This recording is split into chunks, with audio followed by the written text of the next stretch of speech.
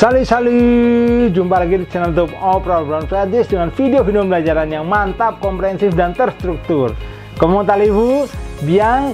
Hai teman-teman sekalian, ini adalah level yang terakhir, yang tertinggi dari DELF dan DALF, yaitu DALF C2.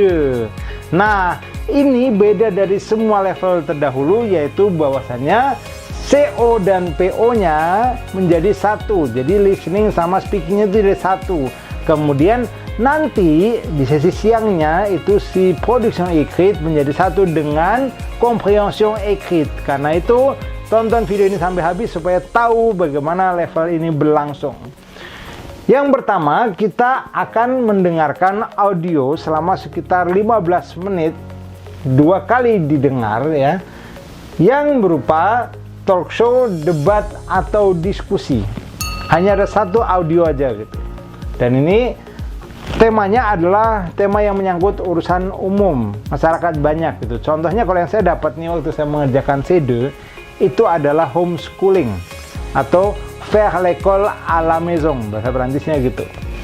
Nah, di talk show, debat, atau diskusi ini ada berbagai orang yang ngomong dan bisa dari berbagai negara frankofon, bukan hanya Perancis saja.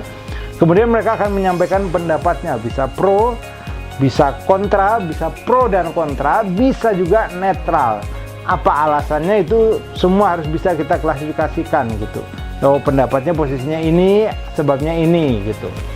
Nah, kemudian kalau kita udah mendengarkan itu, kemudian harus dipresentasikan nanti. Nah, ini langsung masuk ke bagian PO-nya. Nanti harus bisa kita presentasikan dengan semaksimal mungkin, informasinya harus bisa kita sampaikan. Nggak boleh ada yang kelewat, karena kalau ada yang kelewat maka akan mengurangi nilai gitu. Karena presentasi kita jadi nggak lengkap.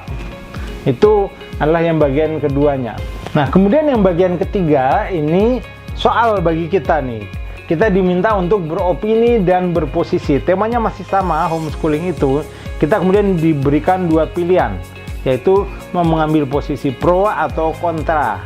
Nah, kita pilih salah satu posisi dan kita sampaikan opini kita.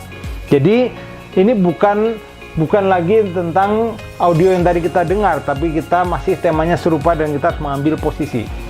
Nah, semua ini 1 jam persiapan, 30 menit ujian. Jadi udah itu maka kita akan bersiap-siap untuk istirahat siang, kemudian kita akan melalui tes yang bagian kedua sesudah makan siang. Oke? Tonton terus videonya sampai akhir. Ayo, kalau ada pertanyaan langsung tulis di kolom komentar apa pertanyaannya. Sekarang saya mau bahas yang bagian siangnya, yaitu si CE dan PE-nya. Nah, teman-teman sekalian, ini adalah yang bagian siangnya. Durasinya 3 jam 30 menit ya. Si readingnya itulah yang akan berfungsi untuk writingnya gitu. Jadi comprehension écrite-nya dulu, baru kemudian production écrite-nya. Dan isinya adalah memahami banyak teks dan banyak gambar.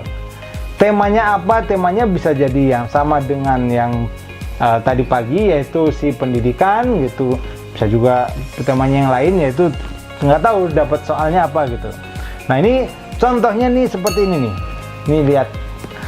Teks yang pertama, ini kita diberikan ada banyak teks dan gambar ya. Teks yang pertama ini adalah, haruskah informatika atau pelajaran komputer diajarkan di sekolah? Nah, kalau iya, bagaimana harusnya diajarkannya gitu? Bagaimana caranya? Ini ada teksnya tuh membahas itu.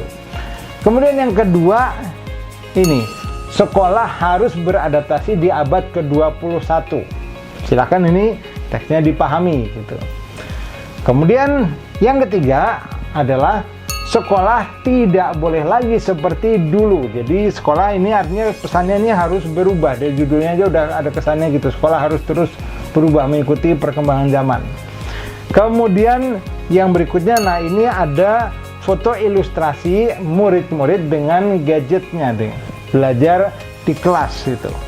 Nah, foto ini harus bisa kita tarik kesimpulannya, apa ini yang dilakukan gitu. Kita harus bisa menyampaikan satu narasi tentang gambar ini.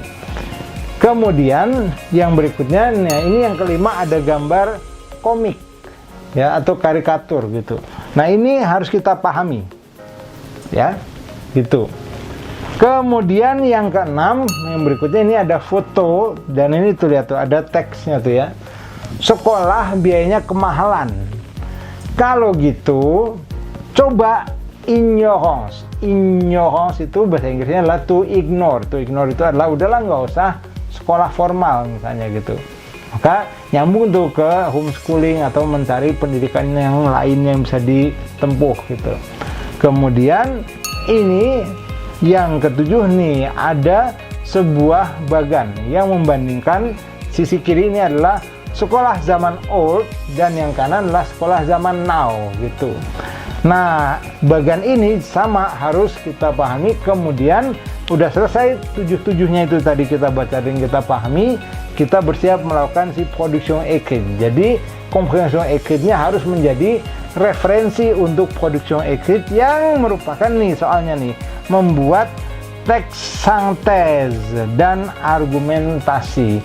Masih ingat synthèse itu adalah kita merangkum dari sumber-sumber referensinya tadi dengan kosakata kita sendiri. Jadi nggak boleh copy and paste. Copy and paste nggak boleh, itu hanya boleh paling ngutip beberapa bagian saja untuk teks kita gitu. Kemudian argumentasi. Nah, ada soalnya untuk bagian kedua ini. Kita diberi dua buah pilihan ya, topik gitu. Yang ke satu, kemudian yang kedua. Nah, kita pilih salah satu dari itu, kemudian dipakai si comprehension écrite-nya sebagai referensi. Ya, keseluruhannya ini adalah 700 kata. Teks kita ini harus 700 kata. Tidak boleh kurang, lebih boleh tapi jangan berlebih banget gitu. Karena kalau berlebih banget itu ada sanksinya, hati-hati ya. Tiap lebih 20 kata dari yang diminta, itu bisa kena sanksi. Tapi kalau lebihnya 5 kata, 10 kata, ya masih dimaklumi karena kan susah untuk bisa pas banget berakhir di 700, belum tentu kita pas gitu. Kurang jangan ya, hati-hati gitu.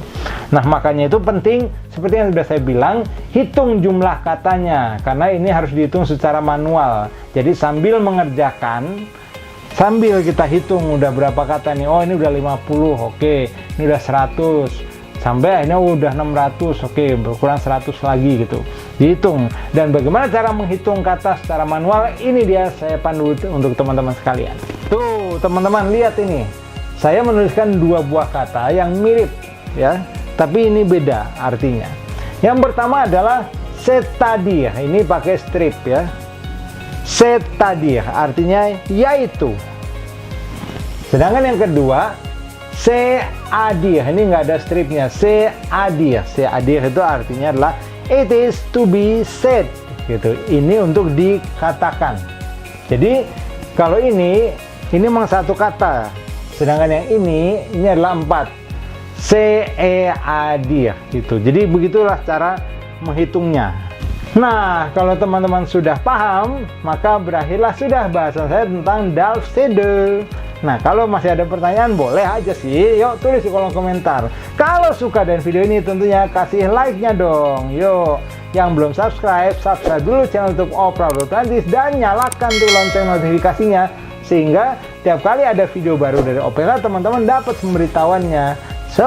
Masih banyak hal yang bisa saya bahas untuk teman-teman sekalian. Jadi tetap sehat dan sampai ketemu di video-video berikutnya. A bientôt.